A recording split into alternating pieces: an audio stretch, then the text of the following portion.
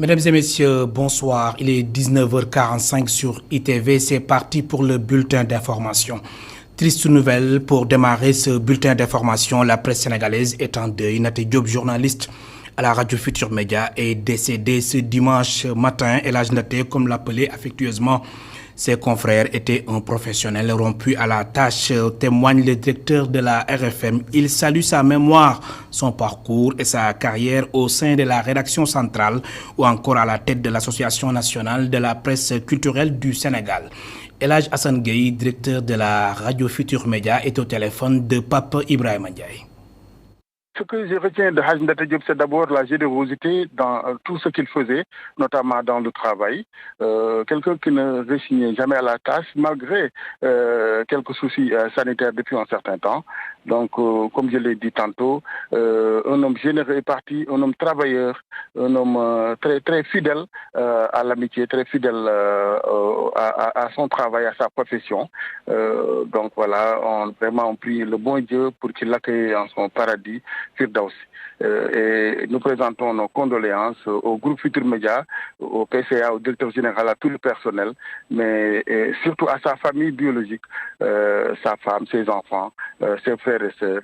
Je présente mes condoléances également à Alassane Sambou Diop qui a été son directeur, mais qui est son frère. Je connais les relations fraternelles entre les deux hommes. Donc mes condoléances également à Hadj Alassane, directeur de iRadio, à toute la presse sénégalaise également. Et puis ce tweet du chef de l'État Macky Sall, je le cite, c'est avec une immense tristesse que j'ai appris le décès du journaliste Naté Diop. J'adresse mes condoléances émues à sa famille ainsi qu'au groupe Futur Média et à toute la presse sénégalaise. Fin de citation. Par ma voix, le groupe E-Media Invest présente ses condoléances à sa famille, au groupe Futur Média et à la presse sénégalaise. Devant le jury du dimanche, Abdoulatif Coulibaly a été interrogé sur l'idée d'un gouvernement d'union nationale. Il se dit plutôt favorable, selon ses propres termes, à un gouvernement de majorité présidentielle élargie, consolidée, quitte de la nomination annoncée d'un Premier ministre. Le secrétaire général du gouvernement donne sa langue au chat, non sans préciser que si cette nomination ne devrait intervenir qu'après les élections législatives du 31 juillet, on sortirait du timing annoncé par le président de la République. À propos d'un risque de cohabitation, Abdoulatif Coulibaly n'exclut aucune hypothèse, même s'il pense que Benno Bokk Yakaar reste majoritaire. Abdoulatif Coulibaly face à Mamadou Ibra Kane devant le jury des jurys du dimanche. Synthèse Abdourahmane Ly. Le ministre secrétaire général du gouvernement balaye d'un revers de main l'éventualité de la formation d'un gouvernement d'union nationale. Abdoulatif Coulibaly, qui dresse un contexte politico-économique qui ne l'impose pas, estime qu'un gouvernement de majorité présidentielle élargie répond le mieux à la situation actuelle du pays. Une politique qui, à ses yeux, doit davantage être consolidée. Ça veut dire que le gouvernement de majorité présidentielle élargie est là. Le président l'a fait. Je m'y retrouve parfaitement. Je participe à la tâche. Modestement, dans l'assistance à la coordination de l'action gouvernementale. Je ne serai absolument pas gêné ou outré de quelque manière que ce soit si j'arrivais à consolider davantage les atomes crochus avec tous les Sénégalais, y compris ceux qui sont dans l'opposition. J'ai des atomes crochus parce que j'adhère au consensus. Pouvez-vous nous en citer quelques-uns? Au consensus de ce qui constitue la démocratie. Mais avant la formation d'un gouvernement, il faut bien un Premier ministre et le poste reste vacant près de 3 mois après l'adoption de sa restauration à l'Assemblée nationale. Abdoulatif Coulibaly s'avoue dans l'impossibilité de connaître la date de nomination du prochain chef de gouvernement, mais table sur un futur proche qui ne devrait pas dépasser le délai imparti par le chef de l'État Macky Sall après les locales. Je constate que le président a décidé de nommer un Premier ministre. Il a pris les dispositions qu'il fallait à cette fin. Il a observé un temps pour le faire. J'aviserai au moment où il le nommera, au moment où il dépassera les délais qui pourraient être considérés comme le délai après les élections locales. S'il le fait après les élections législatives, il ne serait plus dans le temps qu'il a défini. Mais aujourd'hui, on est encore dans le temps qu'il a défini. après les élections locales. On y est toujours. Des élections locales au terme desquelles la majorité a perdu dans presque toutes les grandes villes du pays. Abdou Latif Coulibaly se dit dans le réalisme et n'exclut pas l'hypothèse d'une cohabitation aux prochaines législatives avec l'opposition. Une hypothèse contre laquelle la majorité travaille. Pourquoi? Le plus important, c'est quoi? À l'instant, le compte-rendu de Abdourahmane Ly. Des erreurs ont été commises dans le pilotage des travaux de restauration du building administratif Mamadou Dia, révélation du secrétaire général du gouvernement. Abdou Latif Coulibaly révèle que des sanctions administratives ont été proposées pour que le colonel, sans le nommer, qui avait en charge la supervision des travaux, soit relevé de ses fonctions. S'agissant du coût, le montant est de près de 48 milliards en tenant compte des 8 milliards qui seront décaissés après l'incendie qui a ravagé le siège du gouvernement en août 2021. Le ministre Abdou Latif Coulibaly est ici au micro de Mahmoudou Ibrakan. J'aimerais bien savoir le coût de l'immeuble après réflexion, pour aller vite. Parce aux environs de 40 milliards de aux environs de 40 milliards de francs CFA, voilà après réflexion. Le coût des travaux, justement, après l'incendie, 8 milliards, vous le validez? Oui, tout à fait. Oui. De mon point de vue, c'est une erreur de départ. Il ne fallait pas le faire. Il fallait investir l'argent qu'il faut. Et l'État accepte d'investir l'argent qu'il faut. Pour acheter quoi? C'est un mécanisme motorisé qu'on appelle des nacelles, qu'on conduit à partir d'en bas pour aller nettoyer automatiquement les villes. On ne l'a pas fait. C'est un investissement qui tourne à peu près autour de 2 milliards et quelques. On ne l'a pas fait. Et confier ça à un spécialiste, comme on ne l'avait pas fait. Et le vitrage commençait à être inacceptable à voir. Le service administratif et le colonel chargé de la surveillance du building et de son entretien a estimé qu'on pouvait organiser le système de nettoiement par cordage. C'est une erreur. Le mécanisme de soudage et les techniques de soudage sur le matériel qui était en haut ne correspondaient pas à ce qui a été utilisé par l'entreprise. Conséquence, il y a eu un départ de feu. Les chalumeaux, quand vous... ça a brûlé. C'est ça. C'est un accident, disons.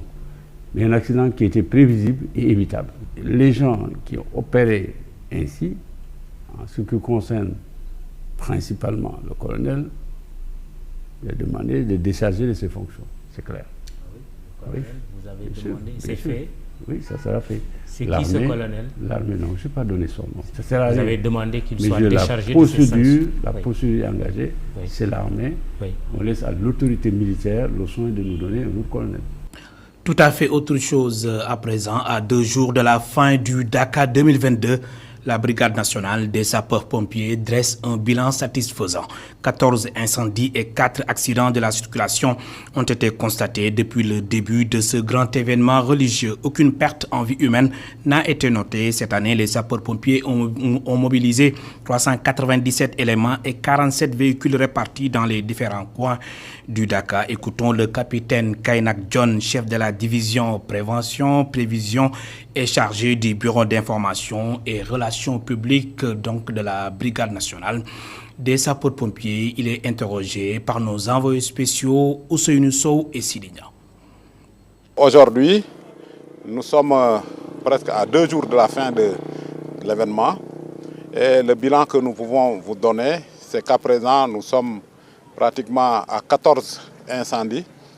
Donc de ces 14 incendies, les 6 donc, sont des feux de broussailles. Je précise, des feux de broussailles. Par contre, les 8 autres, donc c'est des feux de case, des feux de hutte qui sont passés pratiquement au niveau du village.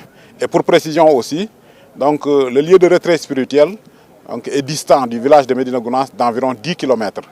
Voilà, et ces 14 incendies sont comptabilisés tant donc, au niveau donc, du site de retraite spirituelle qu'au niveau du village de Médina Gounass. Côté accident aussi, on touche du bois, alhamdulillah rabbil alamin. On n'en a pas eu beaucoup. Donc on n'a eu que 4 accidents, ce sont des cyclomotoristes. Comme vous voyez la zone ici, les gens ils utilisent beaucoup donc les vélomoteurs comme on dit. Et il y a eu des renversements, voilà, mais il n'y a pas eu de perte en vie humaine quand même.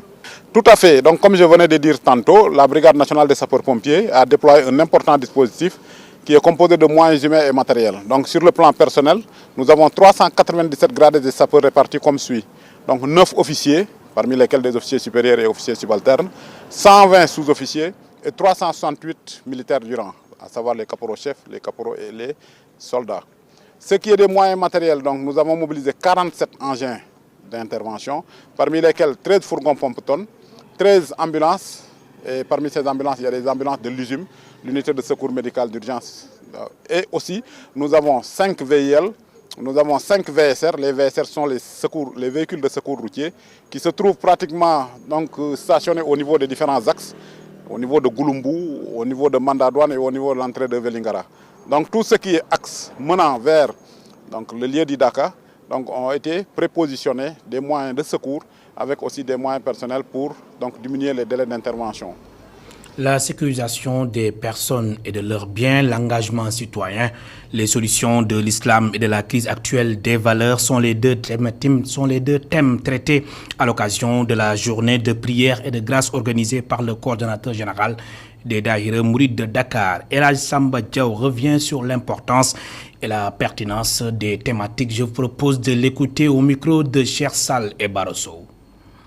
Mon programme de cette année et même des années passées, ce programme est conçu uniquement sur les valeurs.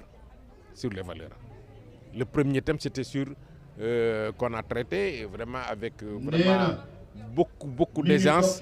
C'était sur la sécurisation des personnes et des biens. L'engagement citoyen, ce que le citoyen doit faire, c'est-à-dire se prendre en charge dans le cadre de sa sécurité personnelle, avant maintenant d'attendre de l'État une protection. Ça a été traité et on va continuer à faire ce plaidoyer-là pour que les gens puissent quand même se prendre en sécurité, de leur propre sécurité. La sécurité doit partir à partir de leur maison, à partir de la cellule de base, de la maison, le quartier, la ville et maintenant le pays. Maintenant, après, ce qu'on attend de l'État, c'est quand même de nous protéger d'une protection globale. Mais individuellement, chacun doit se prendre en charge. L'autre thème, c'est par rapport aux valeurs. Donc, les solutions de l'islam à la crise des valeurs. Donc ça a été traité par le Seigneur Mor Amdi, qui est un érudit conférencier, avec aussi l'imam Issa Gueye. Vraiment, on va continuer avec les hommages, quand même de revenir sur les valeurs, pour que quand même ce pays-là soit un pays stable. Le mouvement national des policiers à la retraite du Sénégal rappelle au président de la République les promesses, à savoir l'application de la pension aux retraités du corps des gardiens de paix et agents de police pour une prise en charge de leurs préoccupations. Les retraités veulent intégrer l'Assemblée nationale. Cheikhna Keïta, il est le président du mouvement national des policiers à la retraite du Sénégal, tout corps confondu, est au micro de Babacar Seck. Nous qui vous parlons, nous devons bénéficier de la pension militaire à notre retraite. Ça, c'est depuis 1978. Parce que la loi 66, 18 janvier 66, dit à son article que ceux qui appartiennent au corps des gardiens de la paix doivent bénéficier de la pension militaire. C'est quoi la pension militaire? À 25 ans, vous avez une pension complète. Si vous voulez partir, si vous restez, toutes les années qui ont à remettre après les 25 ans seront calculées comme des années de campagne. Nous sommes restés jusqu'au départ de Senghor. Abdou Diouf, rien n'est fait. Abdoulaye Wade est venu avec un nouveau statut. Le statut 2009, qui a reconduit les mêmes dispositions. Mais malheureusement, ça ne s'applique pas à nous. Depuis lors, on attend. En plus de ça, il y a eu des incohérences qui sont notées dans le nouveau statut. Ils avaient promis aussi de nous reverser la charge de police, comme les enseignants qui ont le prime d'enseignant. Parce que la charge de police, c'est le prime de risque des policiers en activité. Nous sommes menacés, on nous injurie dans la rue, même étant retraités. Parce qu'on a eu à interpeller des gens qui ont fait la prison. Nous sommes des citoyens. On n'est pas allé pour faire de la politique à l'Assemblée. Mais pour dire aux gens, quand les ministres des Finances se présenteront, on dira que respectez, faites ça pour la douane. Quand l'intérieur se présentent, faites ça pour les policiers, ils ont besoin de ça. Quand les forces armées se présentent, on lui dira ça.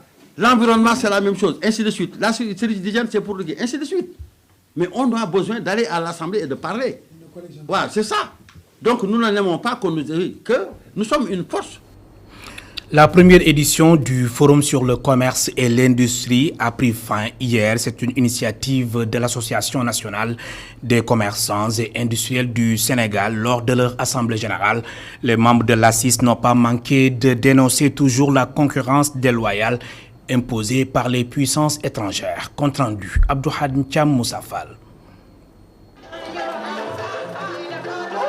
L'Association des commerçants et industriels du Sénégal, ACIS, a tenu la première édition du Forum sur le commerce et l'industrie au Sénégal les 10, 11 et 12 mars 2022 à la place du Souvenir. Une occasion saisie par les organisateurs pour convier tous les membres de l'ACIS. Nous avons convié tous les membres d'ACIS. Aujourd'hui, tout le Sénégal est là. Les 14 régions sont représentatives. Vous l'avez vu vous-même. Et que nous saluons cette forte mobilisation des femmes. En ce mois de mars, qui est le mois des femmes, les femmes sont mobilisées et les hommes pour venir vraiment assister à ce forum. 3 jours de débat, 3 jours d'échange où les commerçants et industriels du Sénégal se sont penchés sur les maux de leur secteur. L'une d'elles, la concurrence déloyale. Les commerçants et industriels du Sénégal craignent que leurs concurrents étrangers gagnent totalement le marché sénégalais. L'économie sénégalaise est menacée parce que l'économie sénégalaise aujourd'hui n'est pas portée par le secteur privé national. Ce qui porte l'économie du Sénégal sont les multinationales. Et une économie, ça doit se porter par le secteur privé national. On doit créer des champions nationaux. Aujourd'hui, ce que nous craignons, c'est que en fait, il y a d'autres nationalités qui viennent faire du commerce à notre place. Pour éviter cela, les commerçants et industriels appellent l'État du Sénégal, leur premier partenaire, à se saisir de cette affaire. Nous, ce que nous demandons à l'État, ce n'est pas de le mais il faut qu'il y ait une régulation. Comme par exemple, dans certains pays où nous sommes là-bas, il y a une régulation. On les met dans certains endroits et que ces derniers vendent en gros, par conteneur. C'est ce que nous demandons à l'État. Nous ne pouvons pas véritablement les concurrencer. Parce que si tu vas dans leur pays, tu as un conteneur, eux ils peuvent venir ici avec 100 conteneurs et vendre à des prix beaucoup plus bas ou bien faire le dumping pour t'écraser. Une fois qu'ils ont le marché, ils vont faire du n'importe quoi. Apporter une contribution significative à l'économie sénégalaise, c'est l'ambition de l'ACIS. Pour y arriver, il compte sur la compétitivité des produits sénégalais à l'international. Plus d'exportation, moins d'importation.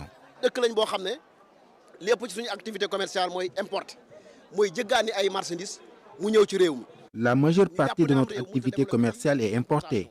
Nous pensons que nous ne pouvons pas développer ce pays en important tout.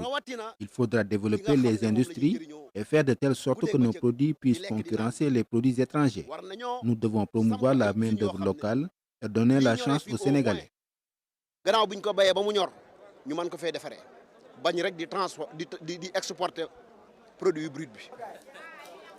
L'Association des commerçants et industriels du Sénégal veut s'inscrire dans une logique de modernisation des marchés au moment où les incendies emportent tout sur leur passage.